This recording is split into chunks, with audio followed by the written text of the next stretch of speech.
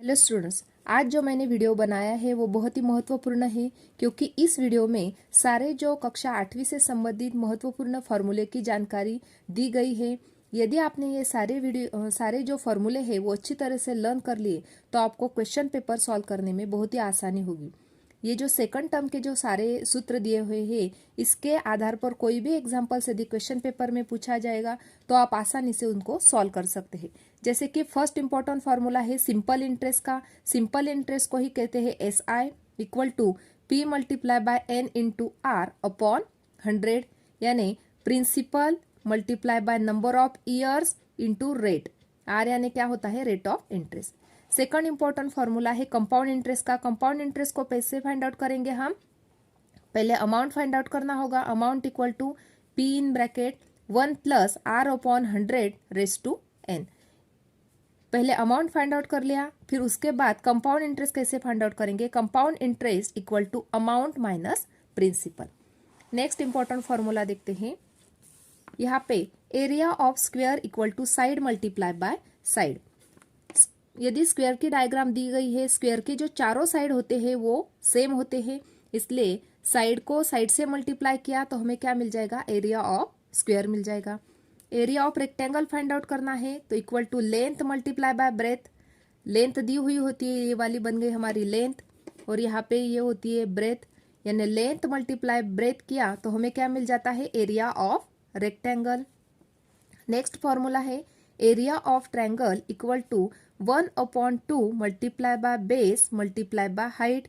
यहाँ पे area of triangle जो है, यहाँ पे राइट एंगल ट्रायंगल है, इसलिए यहाँ पे जो नीचे की साइड है वो बन जाती है बेस, और जो यहाँ पे ये जो साइड दिख रही है वो बन जाती है हाइट। इसलिए 1/2 multiply by base multiply by height. Base की जो वैल्यू होती है वो यहाँ पे पुटअप करेंगे, और हाइट की जो वैल्यू हो वो हाइट के नीचे राइट डाउन करेंगे। यानी राइट एंगल ट्रायंगल का एरिया हम इस फॉर्मूले से फाइंड आउट कर सकते हैं। नेक्स्ट इंपॉर्टेंट फॉर्मूला है area of parallelogram. Area of parallelogram equal to base multiply by height. यहाँ पे जो नीचे की जो साइड है वो है बेस, और यहाँ पे जो स्ट्रेट लाइन है उसको हम बोलते हैं हाइट।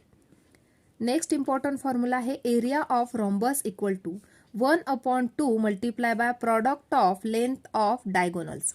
यहाँ पे रोम्बस की डायग्राम बताई गई है। Product of length of diagonal, diagonals कौन से है? यहाँ पे जो लाइन दिख रही है हमारी स्ट्रेट लाइन, और यहाँ पे ये जो वर्टिकल लाइन और हॉरिजॉन्टल लाइन है, दोनों जो लाइन है वो क्या बन जाते हैं? रोम्बस के डायगोनल से। तो area of rhombus equal to 1/2 multiply by product of length of diagonal. दोनों जो डायगोनल है उनका मल्टीप्लीकेशन को हमें 1/2 से मल्टीप्लाई करके हमें एरिया ऑफ रोम्बस मिल जाता है। नेक्स्ट है एरिया ऑफ ट्रेपेजियम। यहाँ पे ट्रेपेजियम की डायग्राम बताई गई है। Area of trapezium equal to 1/2 multiply by sum of length of parallel side. यहाँ पे ये जो लाइन है और नीचे की जो लाइन है वो क्या बन जाती है? पैरेलल लाइन से, पैरेलल साइड से, इनटू हाइट, और जो बीच में सेंटर की जो वर्टिकल लाइन है वो क्या है? हाइट है। यानी area of trapezium equal to 1/2 multiply by sum of length of parallel side multiply by height. Next area of triangle equal to, अभी पहले ही हमने स्टार्टिंग में यहाँ पे एरिया ऑफ ट्रायंगल देखा था। यहाँ पे एरिया ऑफ जो ट्रायंगल था यहाँ पे राइट एंगल ट्रायंगल था, इसलिए इसका formula 1/2 multiply by base into height था। लेकिन यहाँ पे एरिया ऑफ ट्रायंगल है, यहाँ पे इसकी जो तीनों साइड है वो अलग अलग है, यहाँ पे राइट एंगल ट्रायंगल नहीं है, इसलिए हम हेरॉन फॉर्मूले का यूज करते हैं, और हेरॉन फॉर्मूले से हम फाइंड आउट करते हैं area of triangle. Area of triangle कैसे फाइंड आउट करेंगे? इन स्क्वायर रूट के ब्रैकेट में हम राइट डाउन करेंगे S in bracket S minus A, S minus B, S minus C। यहाँ पे हमें S यानी क्या होता है? Semi perimeter. तो हम सेमी पेरीमीटर कैसे फाइंड आउट करेंगे?